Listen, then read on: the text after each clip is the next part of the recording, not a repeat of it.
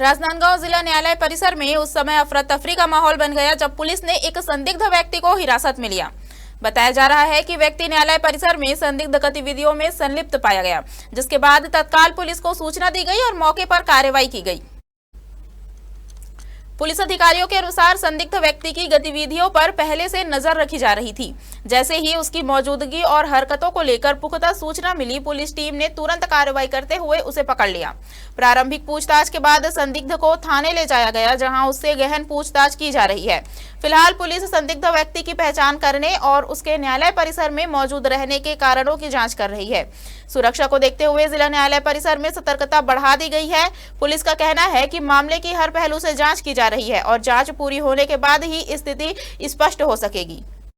बीते दिनों राजनांदगांव के जिला सत्र एवं न्यायालय परिसर को कोर्ट को बम से उड़ा देने का मेल प्राप्त हुआ था। एक मेल 8 जनवरी 2026 को प्राप्त हुआ था और वहीं दूसरा मेल 28 जनवरी 2026 को प्राप्त हुआ था, जिसके बाद पुलिस जो है वो एक्शन मोड पर नज़र में आई है और कोर्ट का लगातार सघन जांच कर रही है।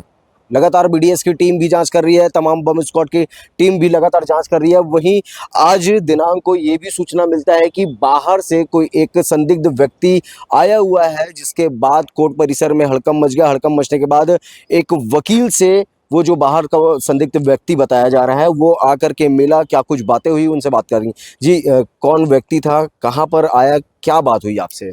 सर, मैं राधेश्याम बंजारे एडवोकेट राजनांदगांव जिला न्यायालय में प्रैक्टिस कर रहा हूं और आज लगभग 1:30 बजे के आसपास है एक लंबा सा आदमी जो कि हाई कोर्ट में जैसा वकील लोग वेशभूषा धारण करते हैं, गाउन वैसा पहन के आया।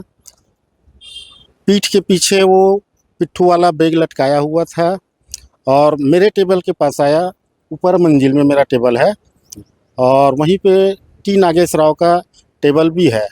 वो जैसे ही आया तो मेरे को पूछा कि नागेश राव का टेबल कहाँ पर है, तो मैं बताया कि ये साइड वाला टेबल है और वकील साहब को तो आज नहीं देख पाया हूँ, जूनियर लोग काम कर रहे हैं, ऐसा बताया। तो वो फिर मेरे से चर्चा किया कि बैग को रख दूँ क्या, ये भी मेरे से चर्चा किया कि बैग को यहीं रख दूँ क्या।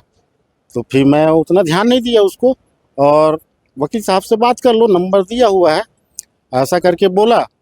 उसके बाद में मैं नीचे बार रूम में आ गया और जब बार रूम में नीचे आया तो उसी व्यक्ति को वो जो गाउन पहना हुआ था और जो बैग लटकाया हुआ था वो उसके पास नहीं था।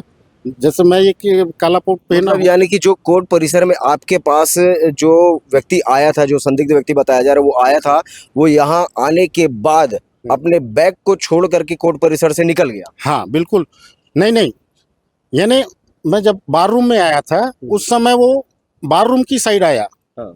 और ऐसा वाला कोट को पहन के आया, वो गाउन को निकाल दिया था। पीठ में जो बैग रखा था, पिट्ठू वाला बैग, वो नहीं था उसके पास। वो बार रूम में आया और बार रूम में आने के बाद में मैं उसको उतना ध्यान नहीं दिया। फिर बाद में मेरे को पता चला कि वही व्यक्ति को कैंटीन से उसको उठा के ले गए पुलिस वाले उठा कर? हाँ। कैंटीन की दूरी कोर्ट से लगभग 50 मीटर की दूरी है। हाँ बिल्कुल। तो क्या संदेह था उस व्यक्ति पर? अब संदेह तो मैं नहीं किया, संदेह मेरे को तब उत्पन्न हुआ जब कैंटीन से उसको उठा के ले गए। तो किस संदेह के आधार पर लेकर के? अब ये तो मेरे को नहीं मालूम उन लोग किस सोर्स के माध्यम से संदेह किए। और मैं तो जब उठा के ले गया और उसी व्यक्ति से मेरे बातचीत हुई कि बैग को यहाँ रखना है, तो मेरे को भी संदेह हो रहा है कि वो कहीं ना कहीं संदिग्ध व्यक्ति है। क्या ये माना जा सकता है कि वो जो सूत्र बता रहे हैं और जो आम लोगों में चर्चा का विषय बन चुका है कि वो व्यक्ति जो संदिग्ध बताया जा रहा है वो तमिलनाडु से आया हुआ है? क्योंकि पूर्व में भी जो बम से उड़ा देने की जो धमकी मिली है वो भी तमिलनाडु से ही मिली। मैं तो ऐसा कुछ नहीं बता पाऊंगा कि वो तमिलनाडु का ही है, क्योंकि वो मेरे से हिंदी में ही बात किया और बोला कि नागेश राव का टेबल कौन सा है। तो मैं नागेश राव का टेबल उसको दिखाया और वो नंबर लगा हुआ है टी नागेश राव का, उससे बात कर लो, ऐसा बोला और मैं नीचे आ गया था।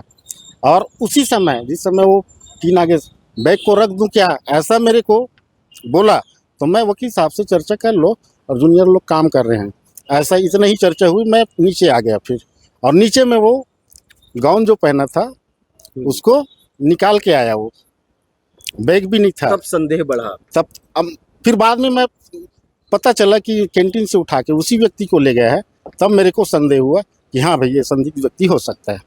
देखिए कहीं ना कहीं ये न्यायालय परिसर में काफ़ी गंभीर विषय है कि बीते दिनों जो कोर्ट परिसर को बम से उड़ा देने की जो धमकी मिली थी, जिसके बाद बीते दिन कल भी इस कोर्ट परिसर का जांच हुआ, चेकिंग हुआ, जिसके बाद आज एक संदिग्ध व्यक्ति देखा गया है और उसके कंधे पर एक बैग भी लटका हुआ था जो कि गाउन पहन करके आया था, बताया जा रहा है। अब वो फिर जब कैंटीन परिसर पर गया तो कैंटीन परिसर पे पुलिस विभाग की जो टीम है उन्होंने उनको हिरासत पर लिया है और हिरासत पर लेने के बाद अभी पूछताछ जारी है। पूछताछ अभी चल रही है।